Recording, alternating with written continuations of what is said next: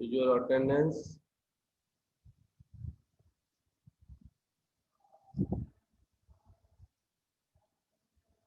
So yesterday we have discussed about the French Revolution. पूरा chapter class 9th का ये.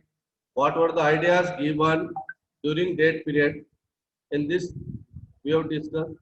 Later on we have discussed France, Europe and entry of Napoleon. कि कैसे Napoleon की entry होती है directory rule के during. And after in this will discuss the Napoleon code.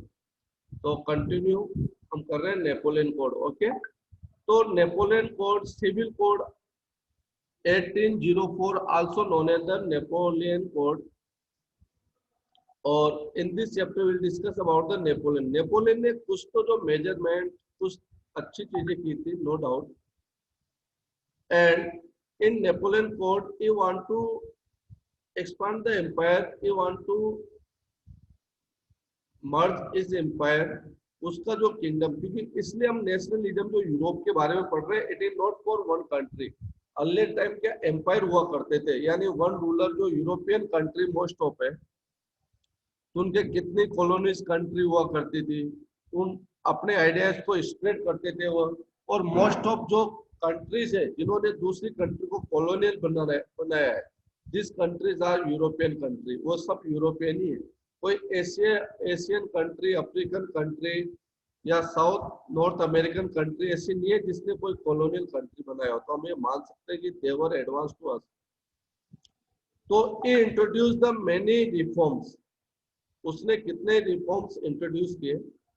Destroy democracy but administrative field more rational and efficient. अब आप कहोगे sir democracy को तो डिस्ट्रॉय कर रहा है और एडमिनिस्ट्रेशन अच्छा बना रहा है, आउट इज पॉसिबल. तो destroy democracy means the you are not fully democratic. हो सकता है वो सब लोगों को, जैसे कि डिस्ट्रॉय डेमोक्रेसी हम इसलिए भी बोल सकते हैं कि he has not given the right to vote for all. But उसका जो एडमिनिस्ट्रेटिव पार्ट था, दैट वाज द गुड. वो इफेक्टिव था, एफिशिएंट था. ये हम डिस्कस करेंगे. किसका? नेपोलियन का. जस्ट मैं फैन ऑफ कर दूं, आवाज अच्छी आएगी. तो that was the very good. कभी कभी होता है कोई गवर्नमेंट ऐसी हो जहाँ पे डेमोक्रेसी पूरी तरह नहीं हो. जैसे take the example of China. Fully democratic हम नहीं कर सकते बेटा चाइना को. क्यों? क्योंकि there is only one political party. वहाँ एक ही पॉलिटिकल पार्टी है, that is the communist only. एक ही गवर्नमेंट. अब हमारी डेमोक्रेसी क्या बोलती है कि फ्री एंड फेयर इलेक्शन होना चाहिए, more than one political party country में होनी चाहिए. फिर भी आप चाइना को देखोगे तो फुल्ली डेमोक्रेटिक नहीं है, बट एडमिनिस्ट्रेटिव एंड जो उसकी पॉलिसीज है, ग्रोथ है, इकोनॉमिकल ग्रोथ है, that is the too much not a good, too much good compare than the other countries. आज वो हमसे कई ज्यादा डेवलप है. आप इलेक्ट्रॉनिक मार्केट में देख लो, आप मोबाइल मार्केट, इलेक्ट्रॉनिक आइटम, कोई ऐसा आइटम नहीं होगा जो चाइना से नहीं. आप वन प्लस जो आपकी बेस्ट कंपनी मानते हो एप्पल के बाद, वन प्लस ले लीजिए, रियलमी ले लीजिए, ओप्पो ले लीजिए, कोई भी ऐसा इलेक्ट्रॉनिक आइटम ले लीजिए, सब चाइना के. और सब आज एक सेल आते हैं, विद इन 2 मिनट पूरे प्रोडक्ट सेल हो जाते हैं. इट इज ट्रू और नॉट? सत्य है. विद इन द 1 और 2 मिनट्स उनके जितने प्रोडक्ट लॉन्च होते हैं वो सब आउट ऑफ स्टॉक हो जाते हैं. तो कुछ चीजें किसी कंट्री के अंदर अच्छी है तो नो डाउट अच्छी है. वो डिपेंड करता है बेटा वहाँ की पॉलिसीज पे, वहाँ की ग्रोथ पे, वहाँ की गवर्नमेंट पे. तो ऐसे हमारे नेपोलियन ने कुछ चीजें, एडमिनिस्ट्रेटिव पार्ट बहुत अच्छा बनाया था, पुलिस से उसने डेमोक्रेसी को डिस्ट्रॉय किया हो. तो इस रिलेशन में ये सेंटेंस है. Abolish the privileges based on birth. You know meaning of this sentence? यानी जिन लोगों को फ्रांस में प्रिविलेजेस राइट्स मिले हुए थे, फर्स्ट और सेकंड स्टेट को, जो टैक्स नहीं देते थे, उनको क्या किया? बैन किया. किसने? नेपोलियन ने. And establish the equality before law. और सब in front of law all are equal. Feudal system बंद किया. फ्यूडल सिस्टम जो था वहां पे 3 स्टेट, फर्स्ट, सेकंड और थर्ड स्टेट वाला सिस्टम. Just yes. तो feudal system was opposed. सब डोम मतलब जो सर्वर्स, जो पेजर, जो लेबर्स होती है, and manorial dues were abolished, ये सब चीजें बंद की, जो लेबर्स का या इन चीजों का। लेकिन नेपोलियन ने स्लेव ट्रेड को प्रमोट भी किया साथ का साथ, अगर हम मान के चले तो कुछ चीजों उन्होंने बैन की, जैसे इस टाइप की लेबर्स और इस टाइप की सर्विसेज। गिल्ड रिस्ट्रिक्शंस ये वर रिमूव।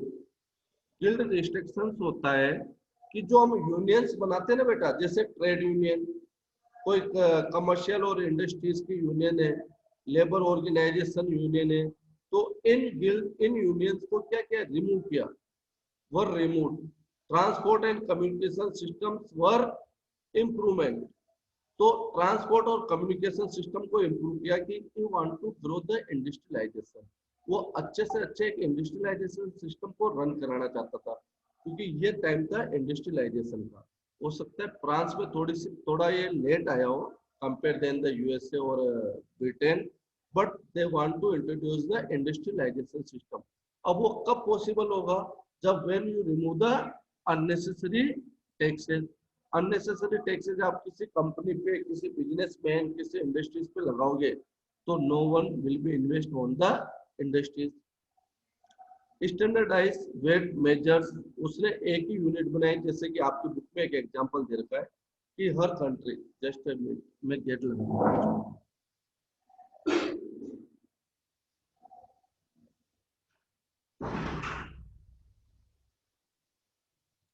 जो एल शेप होता है, एल शेप से क्लॉथ को मेजर किया जाता है, तो हर कंट्री को मेजरमेंट का जो स्केल था वो डिफरेंट था। Just example. तो उसने सभी जो वेट मेजर करने के और इस टाइप की चीजों को एक यूनिफॉर्मिलिटी दी, मतलब एक जैसा बनाया कंट्री में कि एक ही यूनिट होनी चाहिए फॉर ऑल। अब अभी हम कभी कभी देखते हैं सब मेजरमेंट वाला एग्जांपल में कैसे समझाऊं आपको, कि जैसे for sometime when we visit the vegetable market ना, तो वहाँ आप देखोगे कि मेजरमेंट के लिए कभी कभी वो 1 kg के बराबर के स्टोन या कोई ऐसा वेट रख लेते हैं, उससे कंपेयर कर लेते हैं। तो अलग अलग जो यूनिट यूज कर रहे थे, अब हम टुडे क्या स्टैंडर्ड यूनिट यूज कर रहे हैं, 1 kg का वेट, जो आयरन और मेटल से बना होता है, आयरन का मोस्टली। तो we are using the standard unit. Standard unit use करना स्टार्ट किया उन्होंने मेजरमेंट के लिए, वेट के लिए। और uniform the law and common national currency, एक करेंसी लेके आया, वो दूसरी करेंसी सबकी जगह एक कॉमन करेंसी होनी चाहिए पूरे नेशन के अंदर।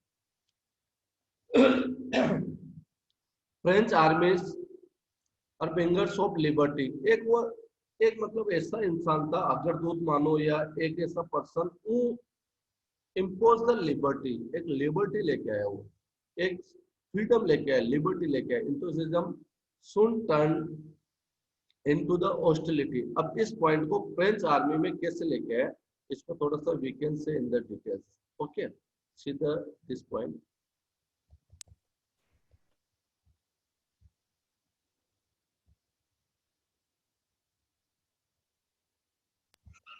जस्ट वेट,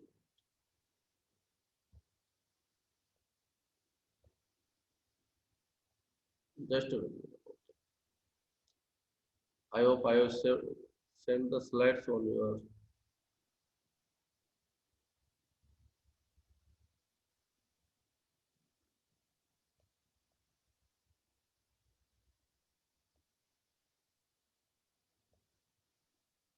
चलो इसको लेटर में एक्सप्लेन करता हूँ, क्योंकि ये पॉइंट मैंने आपको व्हाट्सएप पे भेजा है, तो वी कैन से।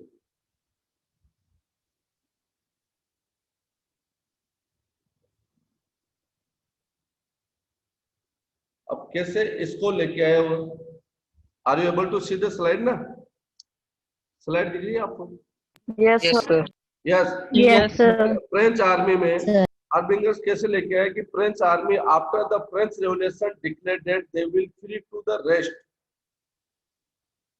The Europe from the autocracy and help them become a nation state. अब वो पूरी आर्मी रूलर के इनके अंडर वर्क नहीं करके फ्री, और मे बी द ऑटोक्रेसी होती है रूलर्स फैमिली, रॉयल फैमिली जो होती है, इसको ऑटोक्रेसी फैमिलीज बोला जाता है। तो उनसे सबसे फ्री है, और लिबर्टी को प्रमोट किया। Also, French army representative the Napoleon took many new revelations principle which held the taken in France. He take away the privileges based on the birth set to right. इन चीजों को हटाया तो birth base पे जो rights होते हैं privileges right, तो इस टाइप से उसने एक लिबर्टी को प्रमोट किया inside France. And Pawan what are doing here? Administrative arrangement does not go hand in hand with the political freedom. कुछ चीजें ऐसी थी उसकी जो नेगेटिव थी, कुछ चीजें है कि आपने अच्छा अरेंजमेंट किया है बट इनके साथ ही आप पूरी तरह पॉलिटिकल फ्रीडम और कुछ चीजें उस लेके आए, लेकिन कुछ उसके भी नेगेटिव और ये चीजें थी. एक तो उसने अननेसेसरी टैक्सेस लगाया, ए इंक्रीज द टैक्सेस. अब टैक्सेस क्यों लगाए बेटा? When you want to expand your empire, war fight करोगे आप, तो ऑलरेडी ऑलवेज आपको पैसा चाहिए. Without budget you can't fight any war, you can't make the development policy, कुछ भी आप नहीं बना सकते. तो इसके लिए उसने टैक्सेस लगाना स्टार्ट किया. सेंसरशिप ये लगाई, सेंसरशिप स्टार्ट की कि you know meaning of censorship की. सेंसर मतलब before publishing anything it check by the authority. जैसे कोई भी गवर्नमेंट है, कोई भी रूलर है, तो इसको चेक करना, उसके बाद उसको पास करना, ये सेंसरशिप होती है. जैसे हमारे अभी मूवी आती है तो सेंसरशिप से पास होके आती है. कोई ऐसे सेंटेंस है, कोई ऐसी मूवी में ऐसा सीन है, they may be hurt the any community religion, तो उसको रिड्यूस करना, कट करना, ये सेंसरशिप फॉर्मेट का पार्ट होता है. That is known as the censorship. Force to the into the French army, और लोगों को मोटिवेट किया फ्रेंच आर्मी ज्वाइन करने के लिए कि ज्यादा से ज्यादा लोग ज्वाइन करेंगे तभी तो फ्रेंच आर्मी बनेगी, और जब आर्मी होगी तभी आप वार कर पाओगे. विदाउट आर्मी आप वार नहीं कर सकते. तो this is known as the Napoleon code. ये सब 5 to 6 पॉइंट जो है नेपोलियन कोड है. वो उसके बाद 3 मार्क्स में क्वेश्चन आता है कि what are the Napoleon code.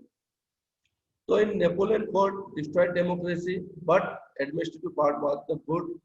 Privileges rights को बैन किया गया, इक्वलिटी लेके आया नेपोलियन, फ्यूडल सिस्टम बैन किया, एंड नेशनलिज्म फीलिंग्स को प्रमोट किया. मेजरमेंट इनके लिए एक यूनिफॉर्मिलिटी लेके आया, फ्रेंच आर्मी को प्रमोट किया. और what are the negative point you can write in this. Okay, अब the making of nationalism in Europe. अब ये चीज हम नेक्स्ट पैराग्राफ स्टार्ट कर रहे हैं, नेक्स्ट टॉपिक. अब इन दिस हम सोचेंगे, एग्जाम्पल बुक में भी दे रखा है कि हम एक कंट्री को अगर सोचें तो नेशनलिज्म की फीलिंग्स कंट्री के लिए आ सकती है, और हमारी नियरेस्ट जो फीलिंग्स होती है ना किसी भी आइडेंटिटी के लिए, वो हमारी कास्ट हो सकती है, हमारा रिलीजन हो सकता है. That is the nearest feeling. जो कल मैं एग्जाम्पल दे रहा था कि हम आइडेंटिटी अलग अलग रखते हैं, तो आपकी नियरेस्ट आइडेंटिटी होती है आपकी कास्ट, आपका रिलीजन, आपका कल्चर. लेकिन हम थोड़ा दूर जाके सोचे तो डेट इज द नेशनलिज्म. वो कब आएगा? जब सब लोगों की सोच एक जैसी होगी. अब आप बताएं कि in the Europe there were the different countries. अब जैसे F1 का इसमें एग्जांपल दिया है इन योर बुक कि there were no modern state. उस समय ऐसे जो मॉडर्न स्टेट आज है ना वैसे नहीं थे बेटा उस समय. जैसे आज फ्रांस है, आज ब्रिटेन है, टुडे इज द ऑस्ट्रिया है, हंगरी है, फ्रांस है, जर्मनी है, रशिया है.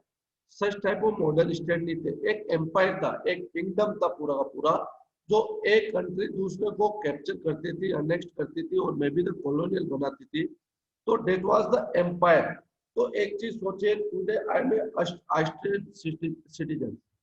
सोच के चलिए कि आप ऑस्ट्रिया के सिटीजन हो. टुडे आपकी फीलिंग्स है नेशनलिज्म की किसके? Towards the Austria country. कल आपकी कंट्री को कैप्चर कर लिया जाता है बाय द फ्रांस. अब आप बताइए, आप फ्रांस वाली नेशनलिज्म फीलिंग्स कैसे लेके आओगे? आपकी आइडेंटिटी तो चेंज हो गई. ऑस्ट्रिया से आप क्या हो गए? फ्रांस की आइडेंटिटी बन गई आपकी. You are part of the France colonial, आप फ्रांस कॉलोनियल का पार्ट हो, तो how to you promote your identity, आप अपनी आइडेंटिटी कैसे बनाओगे। तो ऐसे इंडिया का एग्जांपल ले हम, इससे आपको समझ में आ जाएगा कि आइडेंटिटी कैसे प्रमोट होती है और नेशनलिज्म कैसे आता है इन सर इंडिया। या सर ये प्रीतपाल ने क्लास ग्रुप का नेम ही चेंज कर दिया। क्या बेटा? सर सर प्रीतपाल ने क्लास ग्रुप का नेम चेंज करके प्रीतपाल ग्रुप कर दिया। अच्छा, हाँ, फिर पाल क्या कर रहा है बेटा, मैं चेंज कर देता हूँ, जस्ट वेट, मैं चेंज कर देता हूँ। सर मैं चेंज कर रहा हूँ।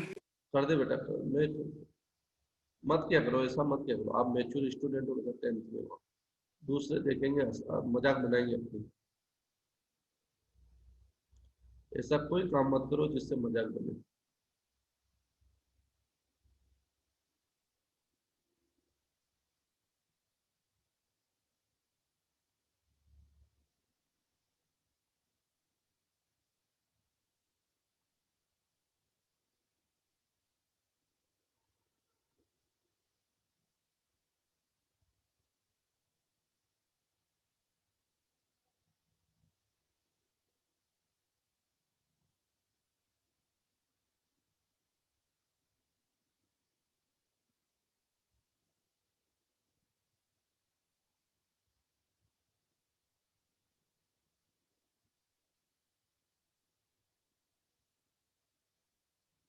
ओके, हो गया सही। अब यस सर। डिफरेंट आइडेंटिटी है तो नेशनलिज्म की फीलिंग्स कैसे आएगी लोगों में। अब हमारी कंट्री में वीवर हिंदू, मुस्लिम, क्रिश्चियन और बुद्धिज्म, जैनिज्म सब थे हम बिफोर 1947 की बात बता रहा हूँ। लेकिन अगर some of the use different language, southern में अलग लैंग्वेज चलती थी, हमारे यहाँ अलग है, ईस्टर्न में अलग है। अब इतना वास्ट, इतनी डाइवर्सिटी होने के बाद इंडिया में नेशनलिज्म कैसे आ सकती है? ऐसे इन कंट्री के अंदर नेशनलिज्म फीलिंग्स कब आ सकती है? वो तब आ सकती है जब उन सबका इशू, टारगेट एक हो,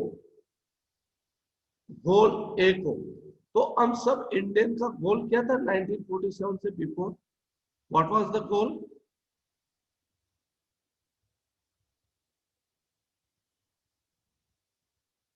yes, what was the goal before 1947? अरे ये गोल था कि हमें फ्रीडम मिले, किससे? ब्रिटिशर्स से। तो हम ब्रिटिशर्स के अगेंस्ट थे सबके सब।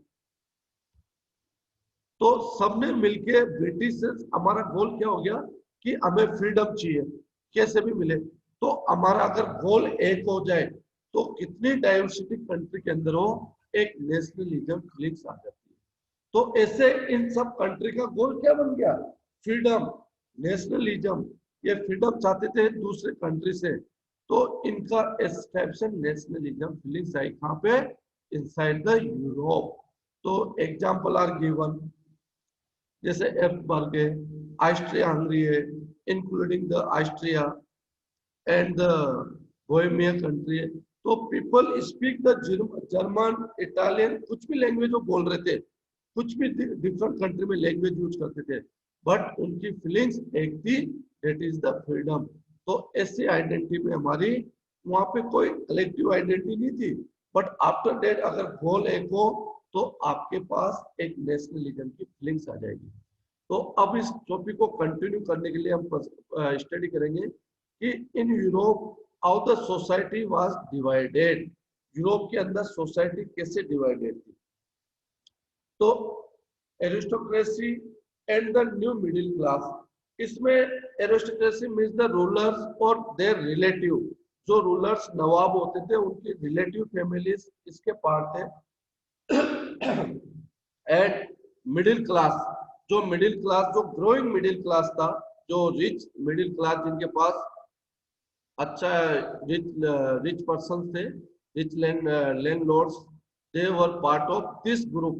तो European society was divided into two part, aristocracy और मिडिल क्लास और दूसरा है एक मिडिल क्लास ओनली। तो in this rich persons are include. अब इनके पास no doubt they were rich but they were small in population. तो rich landlords united as a class and despite the regional divisions. इनके खुद के own state बहुत ज्यादा लार्ज प्रॉपर्टी हुआ करती थी। Spoke French, they use the French language और connected by the ties of marriage. ये एक दूसरे से मैरिज और रिलेशन करके एक दूसरे से अच्छे बॉन्ड, अच्छे रिलेशन थे इनके। अब मैरिज की बात चलेगी तो हम क्लास 9 से स्टडी करेंगे। यू नो, अगर आप क्लास 9 को रिवाइज करो तो इनसाइड द जार, जो हमने रशियन रेवोल्यूशन स्टडी किया है, तो उसकी वाइफ कौन थी? She was the citizen of Austria. वो ऑस्ट्रिया की सिटीजन थी। तो इस टाइप से इन्होंने मैरिज करके एक दूसरे एम्पायर में एक दूसरे से अच्छे रिलेशन, अच्छे बॉन्ड बनाए। जैसे आज हमारे इंडिया में ले लो आप, जोधा अकबर आप देखते हो, तो यू नो जैसे कि हमारे यहाँ पे जो प्रिंसेस स्टेट थे, और maybe some families like Rajasthan और इनसे, तो they make the healthy relation with the Mughals. तो हेल्थी रिलेशन को और हेल्थी बनाने के लिए उन्होंने क्या किया? उनसे रिलेशन बनाए, रिलेशंस बनाए। यू नो जैसे कि कितने ऐसे दूसरे कंट्री में भी होंगे तो भी एक हेल्थी रिलेशन बनते हैं। जैसे नेपाल के एक रूलर से, I don't know their name, but he marry in the Jodhpur kingdom, जो अर्ली टाइम जोधपुर एरिया होता था, जो वहाँ के प्रिंस थे, उनकी डॉटर के साथ उनकी मैरिज हुई। तो they make the healthy relation with each other. तो ये अपने बॉन्ड को और स्ट्रॉन्ग करने के लिए, हेल्थी बनाने के लिए आपस में रिलेशन से बने हुए थे। बट कैसे भी हम फाइनली माने, देवर न्यूमेरिकली, मतलब in quantity, in numerically they're small in group. ये स्मॉल थे, नंबर में कम थे। तो this was the first family, यानी एक ऐसी सोसाइटी थी ये जो यूरोप के अंदर। तो दिस सोसाइटी यू सी, अब see the next society, the another one society, the new middle class. अब एक ग्रोइंग मिडिल क्लास था, मतलब जो ग्रोथ हो रही थी, जो एक मिडिल क्लास जो इन्वेस्टमेंट चाहता था इंडस्ट्रीज में, इनमें एक कमर्शियल क्लास थी। तो ये इनकी क्या डिमांड थी मोस्टली, कि they can't survive without the commercial और बिजनेस और इंडस्ट्रीज। तो ये चाहते थे आप कुछ भी चेंजेस करो, लेकिन आप बिजनेस के प्रति एक लिबर्टी लेके आओ, मतलब ऐसा इसकी ग्रोथ होनी चाहिए। तो this middle class growth of the industries वाले most of peoples are part of this society. चलो लास्ट 10 मिनट से आज भी स्लाइड पूरी नहीं हो पाई। Growth of the industry, growth of the commercial classes, जो कमर्शियल क्लासेस जो थी become the part of middle class. इसमें इंडस्ट्रियलिस्ट, बिजनेसमैन इंक्लूड थे। द एजुकेटेड, अब बताइए इसमें एजुकेटेड वर्ड क्यों है? Are you hearing my voice ना? सुन रहे हो? Yes, Yes, sir. sir. Yes. तो Yes, बेटा sir. एजुकेटेड Yes, क्या है? sir. अब फर्स्ट जो क्लास था मिडिल क्लास, जो आपने स्टडी किया, new middle class with the aristocracy, जो इनके साथ रूलर्स फैमिली, फैमिली के साथ एरिस्टोक्रेसी के साथ जो स्टडी किया हमने मिडिल क्लास, तो they were first group were answerable to the rulers, क्योंकि ये किंग के रिलेटिव होते थे। और इन पे किसके स्पेशल राइट्स किसके द्वारा दिए होते थे? किंग के द्वारा। तो they can oppose the king और नॉट। फर्स्ट ग्रुप, क्या ये किंग का अपोज कर सकते थे?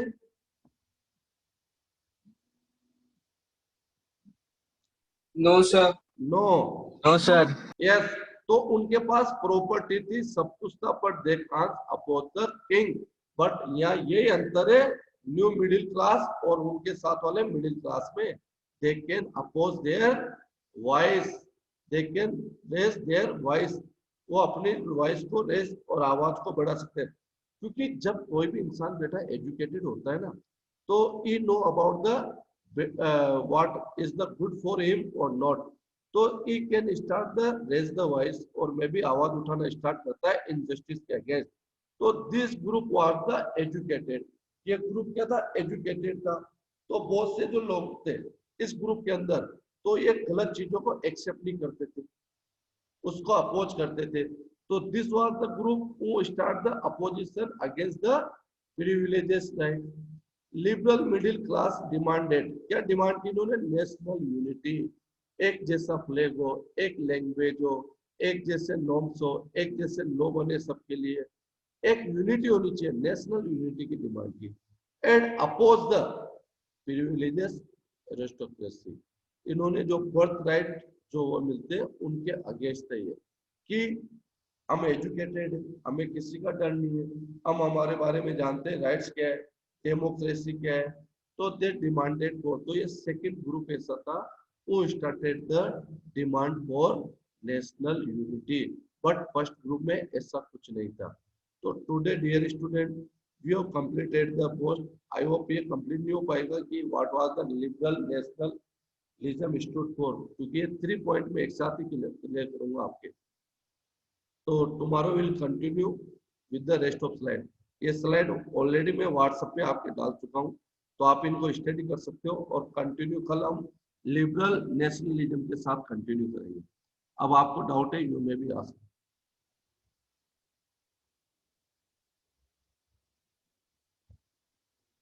क्योंकि जितना बेटा मैं सोच के चलता हूँ उतना हो नहीं